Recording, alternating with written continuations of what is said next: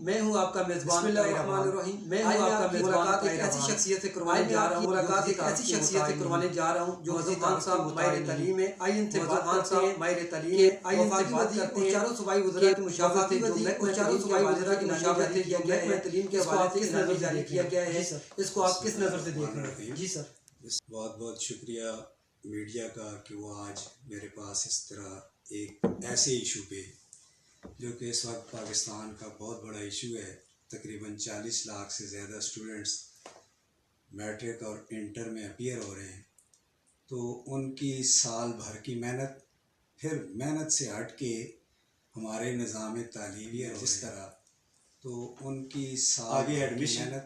Jobs, मेहनत से सारी सूरत हाल हमारे निज़ाम करना पड़ता है जिस तरह,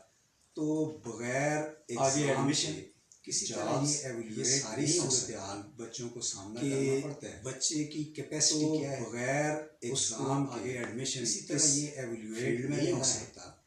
या कि उन्होंने आगे जॉब्स के लिए जहाँ पे जाना है उसका आगे एडमिशन किस जहाँ तक बात है एग्ज़ाम न लेने की, या उन्होंने आगे जॉब्स के लिए जहाँ पे जाना है जो उसका मेरिट की सूरत में फैला हुआ है। जहाँ तक बात है एग्ज़ाम न लेने की या इंसानी सेहत में जो फर्स्ट प्रेफरेंस है आदमी तरजीह की सूरत में फैला हुआ है, तो ज़िंदगी सबसे ज़्यादा की एक तरफ तो इंसानी सेहत ज़िंदगी को महफूज बनाते हुए, तो ज़िंदगी सबसे ज़्यादा लेते हुए हम निज़ाम तालीम ज़िंदगी को महफूज बनाते हुए, जिस तरह प्रिकॉशनरी मेजर्स लेते हुए बेरोज़गार हम निज़ाम तालीम को आगे बढ़ा सकते हैं। जिस तरह को नरम करते हुए कुछ SOPs जो बेरोज़गार बनाई हैं और लोगों को अपनी सेहत का ख्याल रखते हुए लॉकडाउन को नरम करते हुए कुछ SOPs जो पेट को भी बनाई हैं, लोगों को इसी तरीके पे ख्याल रख किसी भी मुल्क का साथ साथ निज़ाम तालीम है वो भी बड़ा पेट को भी इम्पोर्टेंट है, वो काउंट करता है। इसी तरीके पे इस कौम ने सोसाइटी ने आगे बढ़ना निज़ाम तालीम है वो भी बड़ा पूरा इम्पोर्टेंट है। जो बच्चे 9th में 10th में फर्स्ट सेकंड ईयर में सोसाइटी ने आगे बढ़ना कैसे, अब जो हार्ड वर्क पूरा साल जो बच्चे 9th में 10th में फर्स्ट सेकंड ईयर में तैयारी करते रहे हैं कि वो जिस तरह कम्पीट कर रहे हैं मुकाबले के इम्तिहान के लिए आगे बढ़ रहे हैं, थोड़ा सा आगे फील्ड्स में एडमिशन के लिए जा रहे हैं, कि वो जिस तरह कम्पीट कर रहे हैं मुकाबले के इम्तिहान के लिए आगे बढ़ रहे हैं, फैसला आगे मुख्तलिफ फील्ड्स करने वाले और ना करने वाले, तो जिस तरह अच्छे एमाल वाले और ना अच्छे एमाल फैसला बराबर नहीं हो सकते काम करने वाले, तो यहाँ पे भी SOPs का ख्याल रखते हुए अच्छे एमाल वाले और ना अच्छे एमाल वाले बराबर नहीं हो सकते बहुत अच्छी तरीके, तो यहाँ पे भी SOPs का ख्याल रखते हुए इसके लिए मैंने कुछ तजावीज़ इम्तिहानात इन रिटन फॉर्म में भी आपको दे अच्छी तरीके पे किया जा सकता। कुछ हाई अप्स को मैं इसके लिए करना चाहता हूँ इन रिटर्न जिस तरीके पे अगर जैसे कि कुछ मैं आपको जैसे पता है कि मेल भी करना चाहता हूँ कर दूंगा। मेरा एक तजर्बा है कि मैं कि जिस तरीके पे 2 साल अगर जैसे कि मैं आपको जैसे पता है कि बोर्ड का अहमदाबाद में मेरा एक तजर्बा है कि मैं 2 साल 3 साल तक काम करता रहा इंटरमीडिएट बोर्ड, तो जो मौजूदा शख्स महमूद साहब वज़ीर तालीम ने एक स्टेप अनाउंस किया है, तो इसका आगे चल जो मौजूदा शेख महमूद साहब वज़ीर तालीम ने बोर्ड के चेयरमैन अनाउंस किया है स्टेक होल्डर्स के साथ, इसका आगे चलकर उन्होंने खुद भी बताया है फार्मूला बनाएंगे कि किस तरीके पे बच्चों को प्रमोट करना बोर्ड के चेयरमैन और किस तरीके पे 9th से 10th में और फर्स्ट ईयर से सेकंड ईयर में कैसे जाना है, फार्मूला बनाएंगे कि किस तरीके सेकंड ईयर वालों का आगे एडमिशन कैसे होगा, किस तरीके पे 10th से 10th में और फर्स्ट ईयर से सेकंड ईयर में कैसे जाना है, और साथ साथ ईद वाले दिन सेकंड ईयर वालों का आगे एडमिशन कैसे होगा। तो ये बड़ा अच्छा मौका है कि आपने मेरे ख्याल में 11 मई जो माहिरीन पीर वाले दिन साथ दोबारा शायद मीटिंग रब्ता हो रहा है, तो ये बड़ा अच्छा मौका है कि आपने फीडबैक तजावीज़ मिल सके जिससे वो बेहतर फैसला कर सके। माशाल्लाह हमारे तालीम में वसीयत ज़्यादा से ज़्यादा किसी में तजावीज़ मिल सके जिससे वो बेहतर फैसला कर सके। आप क्या समझते हैं? माशाल्लाह हमारे तालीम में वसीयत तजर्बा रखते हैं, मुस्तकबिल कैसा मुल्क में तालीम की ऐसे ही आप क्या समझते हैं? अगर पाकिस्तान ने इस तरह ऐलान किया, जरूरी नहीं है कि जिस लड़के ने पिछले साल बहुत अच्छे नंबर लिए ऐसे ही बगैर और ये भी जरूरी नहीं है कि पिछले साल अगर जरूरी नहीं है कि जिस लड़के ने पिछले साल बहुत अच्छे नंबर लिए अच्छे मार्क्स भी अच्छे नंबर ले,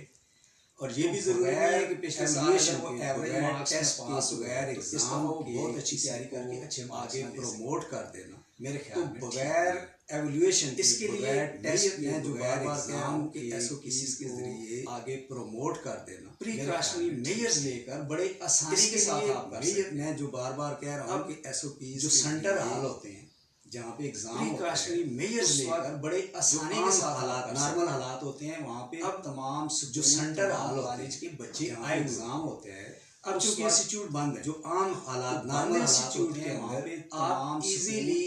एक क्लास आए ज्यादा, अब चूंकि इंस्टीट्यूट बंद है डिस्टेंसिंग, तो बंद इंस्टीट्यूट के अंदर आप बच्चों का ध्यान ले इजीली। फिर मैं आपको मजीद एक और जो ज्यादा फासला है सोशल डिस्टेंसिंग रखते हैं आमतौर पे इम्तिहान 9th क्लास के साथ। फिर मैं आपको मजीद एक और जो मेरे जहन में एक तजवीज़ है,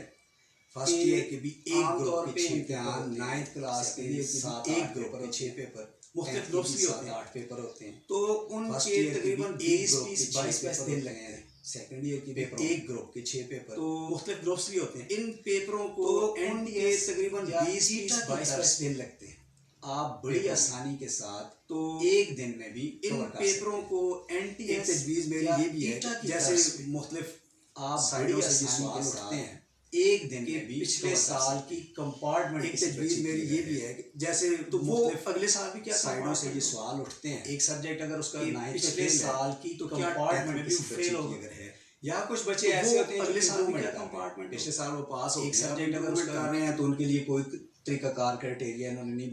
बना ही नहीं सकते कि वो बच्चा कितना उसने इम्प्रूव किया होगा, या पिछले साल वो फेल हो गया तो इस साल फिर वो फेल होगा। नहीं, ऐसा नहीं हो सकता। उसके लिए मैं एक तजवीज़ ये देता हूँ कि जिस तरह एनटीएस और ईटा के आप प्रोफेशनल एग्जामिनेशन आप एडमिशन के लिए, जैसे मेडिकल कॉलेजेस के लिए, इंजीनियरिंग कॉलेजेस के लिए आप एग्ज़ाम लेते हैं, उसमें 200 MCQs होते हैं, आप 3 घंटे का मार्जिन बच्चे को देते हैं और आप पेपर ले लेते हैं। इसी तरीके पे ऑलरेडी IBCC जो कि तमाम मुल्क के बोर्ड के चेयरमैनों का फोरम है, उस पे वो ये फैसला कर चुके हैं कि इस दफ़ा प्रैक्टिकल एग्ज़ाम नहीं होगा। तो मेरा ज़ाती ख्याल है कि हर सब्जेक्ट के MCQs उसके मार्क्स के निस्फ हो जाएं, यानी एक पेपर जो आप सपोज इस्लामियात का पेपर है 9th में, पाक स्टडी का पेपर है, ये 50 नंबर का पेपर होता है, इसके 25 MCQs हों। इसी तरीके पे 100 नंबरों वाले पेपर के 50 MCQs हों,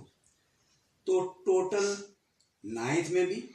10th में भी, फर्स्ट ईयर के अंदर भी और सेकंड ईयर के अंदर भी 550 नंबर हर क्लास में होते हैं। तो 225 नंबर हर 225 MCQs 9th के हों, जो एक ही क्वेश्चन पेपर बना हो जैसे ईटा के अंदर होते हैं, एनटीएस के अंदर होते हैं,